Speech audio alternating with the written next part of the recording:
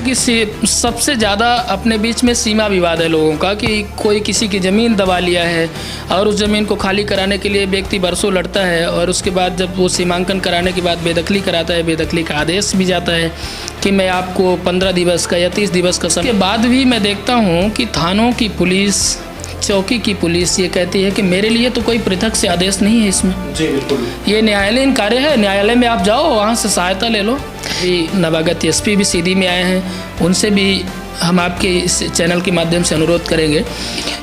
न्यायालय ने आदेश किया है कि आप रोक दो, डायरेक्ट तो वो रोकेगा नहीं जब तक जो इम्प्लीमेंटेशन करने वाली सिस्टम है, इम्प्लीमेंटेशन कौन करेगा? पुलिस करेगी जी।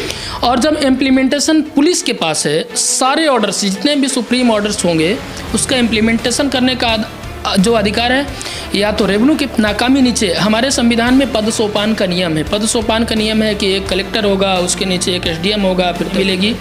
हमारे यहाँ फ्री में अधिवक्ता भी उपलब्ध हैं जो जिनको सरकार पेमेंट करती है। यहाँ हमारे यहाँ विधिक ऑफिस अलग से बनी हुई है तो विधिक सहायता भी मिलती है, इसलिए आम नागरिक को लड़ना नहीं छोड़ना चाहिए।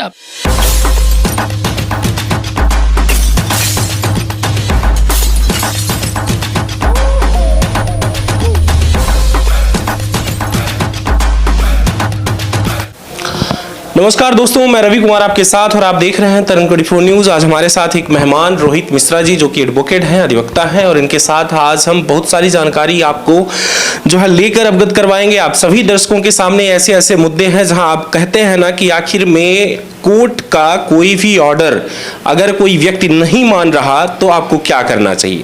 जमीनी विवाद लगातार आप लोग संपर्क करते हैं फोन लगा के कि सर जो है हमारे पास ऑर्डर आ चुका है कोर्ट का जमीन खाली करवाने के लिए, लेकिन कोई मान नहीं रहा। दूसरी तरफ और भी कुछ ऐसे मुद्दे देखे जाते हैं जहां देखा जाता है कि कोई भी मकान बन रहा है, स्टे ऑर्डर भी मिल जाता है आपको, लेकिन फिर भी मकान बन जाता है। तो आखिर में इस दौरान आपको कौन सा कदम उठाना चाहिए। बहुत बहुत धन्यवाद आपका कि आपने वक्त दिया मुझे, अपना कीमती। बहुत धन्यवाद आपका भी कि आपने इतना जमीनी मुद्दा कम से कम ये कोशिश किया कि अपने दर्शकों तक ये सारी चीज़ें आप क्लियर कर सकें कि अगर ऐसा नहीं होता है तो क्या हो सकता है। जी जी, इसके लिए बहुत महत्वपूर्ण है। पहला सवाल रोहित जी हमारा ये है कि यहाँ का कोर्ट का कोई भी ऑर्डर अगर नहीं मान रहा, कोई भी जैसे तहसीलदार का कोई ऑर्डर हो या एसडीएम कोर्ट का हो, कहीं का भी कोई अगर नहीं मान रहा, उस दौरान हमें क्या करना चाहिए।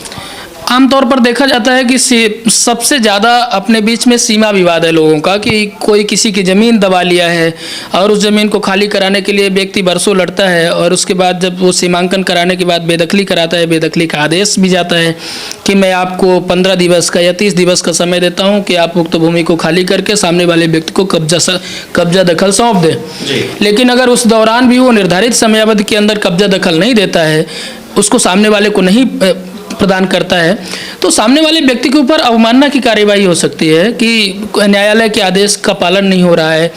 दूसरी भी सही है कि जुर्माने की कार्यवाही हो सकती है उसके ऊपर कि आप इतने दिन से, अगर आपका न्यायालयीन जितने तारीख को सामने वाले की बेदखली हुई, अगर उसके बाद से वो निर्धारित समयावधि में नहीं खाली कर रहा है, तो ये सारी प्रोसेस है। और दूसरा विषय ये है कि ये तो आपने राजस्व रेवेन्यू की बात की।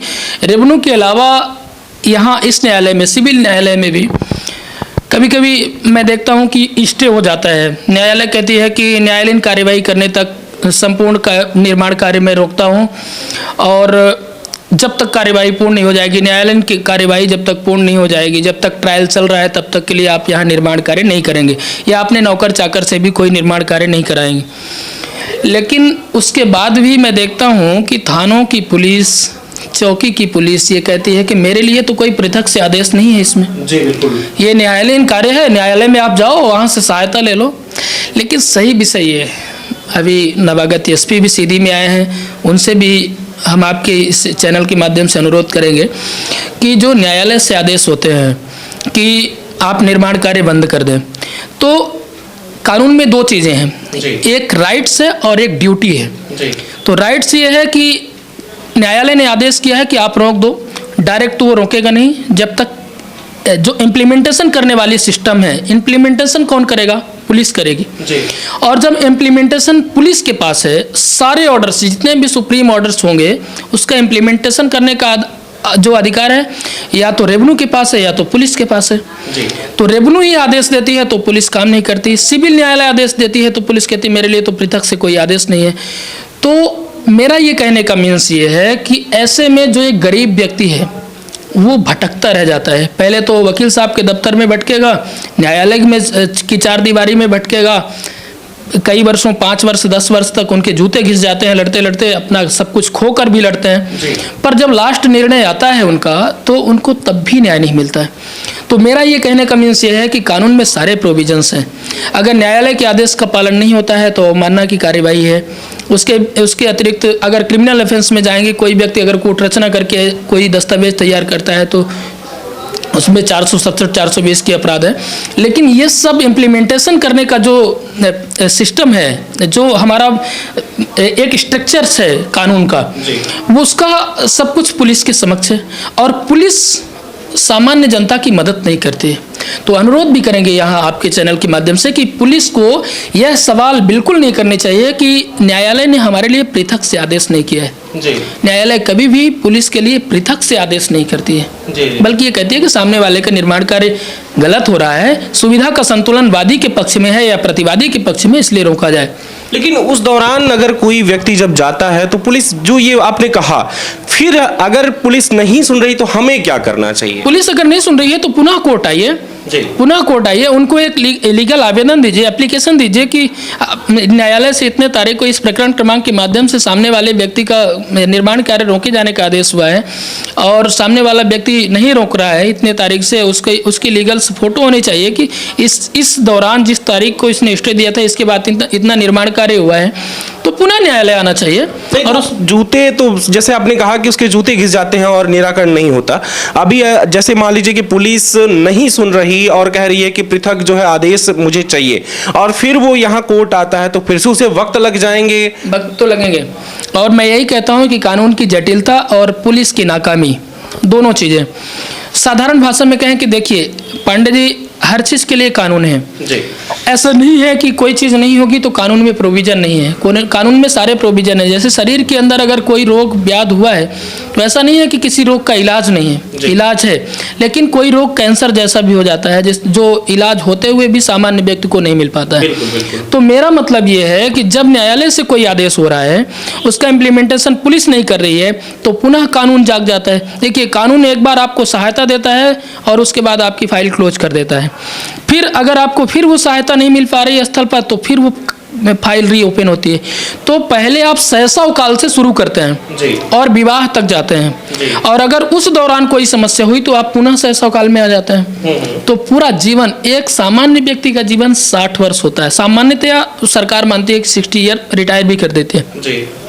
और अगर कोई व्यक्ति 40 वर्ष के बाद लड़ाई शुरू करता है तो अपना पूरा जीवन लड़ते लड़ते परेशान हो जाता है।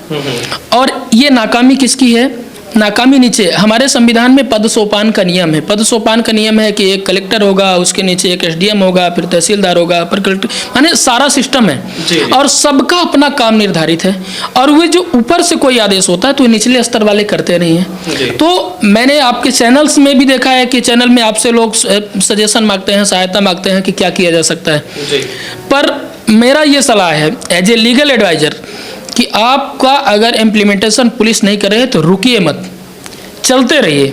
हाँ, ये जरूर है कि आपके पास पैसे की भी व्यवस्था नहीं है तो यहाँ लीगल्स खर्च भी आपको लगते हैं, तो बहुत सारे नियम बन गए हैं कि आपको विधिक सहायता फ्री में मिलेगी जी। हमारे यहाँ फ्री में अधिवक्ता भी उपलब्ध हैं जिनको सरकार पेमेंट करती है। यहाँ हमारे यहाँ विधिक ऑफिस अलग से बनी हुई है तो विधिक सहायता भी मिलती है। इसलिए आम नागरिक को लड़ना नहीं छोड़ना चाहिए, अपने अधिकारों के प्रति सजग रहना चाहिए। बिल्कुल, ये एक बहुत बड़ा जो है तो अहम मुद्दा था कि आखिर में किसी की प्रॉपर्टी पर अगर कोई कब्जा कर ले तो उसे हम कैसे छुड़ाएं।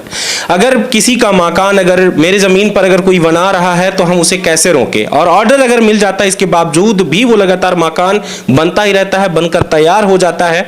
अच्छा, ये सारी चीजें तो हुई, लेकिन अब ये बताइए कि अगर मकान बन चुका है और मकान में लोग रहने भी लगे हैं, अब ये बात उठ हो जाती है कि मकान जब बन रहा था और बन चुका है तो हम उसे वहां से निकाल नहीं सकते। क्या ये सही है? क्या हमारे जो है ये अधिकार में नहीं आता कि वो जबरदस्ती मेरे जमीन में उसने अपना मकान बनाया और रहने लगा, हम उसे नहीं निकाल? ऐसा नहीं है, ऐसा बिल्कुल भी नहीं है। न्यायालय में जब कार्यवाही चल रही है, आमतौर पर सामान्य रूप में गाँव में ये चर्चा का विषय होता है कि लोग रातों रात घर बनाते हैं और उस घर के अंदर प्रवेश कर जाते हैं, घुस जाते हैं। और अगर उस घर के अंदर आप तसली तसला लेके घर के अंदर चले गए और आप वहाँ खाना पकाने लगे, इसका यह मतलब बिल्कुल नहीं है कि आपको उसका पट्टा मिल गया है या फिर आपको वहाँ से कानून शून्य हो गया है।